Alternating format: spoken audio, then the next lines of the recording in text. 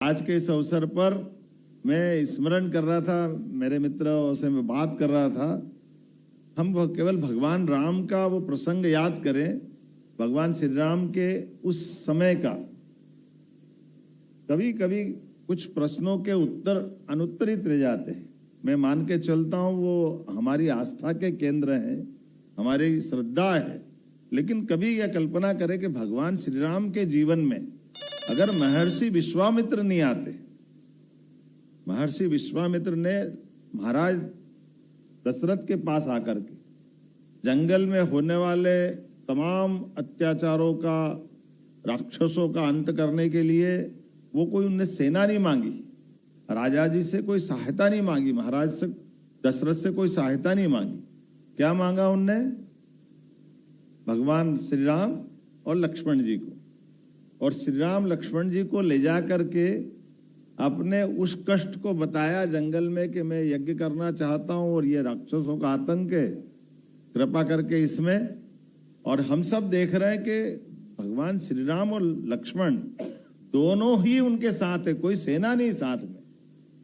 लेकिन उस काल परिस्थिति में, उस समय की व्यवस्था में जो अभी बाल मन है, भगवान श्री राम और लक्ष्मण तो थोड़ा सा युवा, तरुण युवा समझ लें, उस दौर में जाते हैं। लेकिन वो कहते हैं ये हड्डियों के ढेर काई के हैं।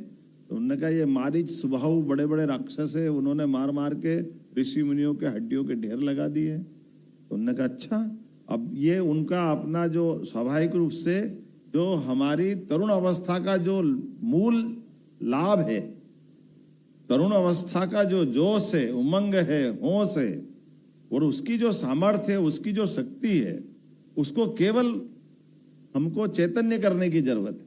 और उसका परिणाम देखा, ना केवल उन आतंकवादियों को, राक्षसों को भगवान श्री राम और लक्ष्मण ने अपने बलबूते पे समाप्त कर दिया, फिर वो और बड़ी परीक्षा के लिए ले जा रहे हैं। तो बड़ी परीक्षा क्या थी? उन्होंने कहा महाराज जनक ने स्वयंवर का आह्वान किया है और धनुष यज्ञ है।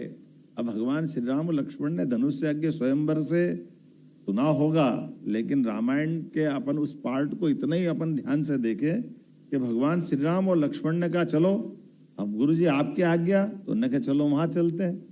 वहां जाकर के हमने सबने देखा, ना केवल बड़े बड़े राजाओं के बीच में धनुष पे प्रत्यंचा चढ़ाने के उस पराक्रम को दिखाया, बल्कि उनने अपनी उस प्रतिभा के बलबूते पर उस समय के पूरे भारतवर्ष में सभी राजाओं के बीच सबसे श्रेष्ठ स्थान पाया।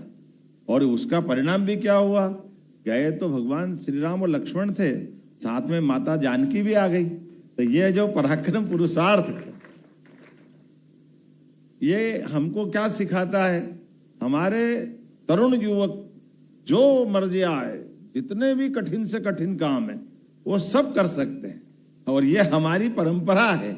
इसको समझने के साथ ऐसे कई अवसर आते हैं जिन अवसरों के बलबूते पर सारे प्रश्न गौण हो जाते हैं।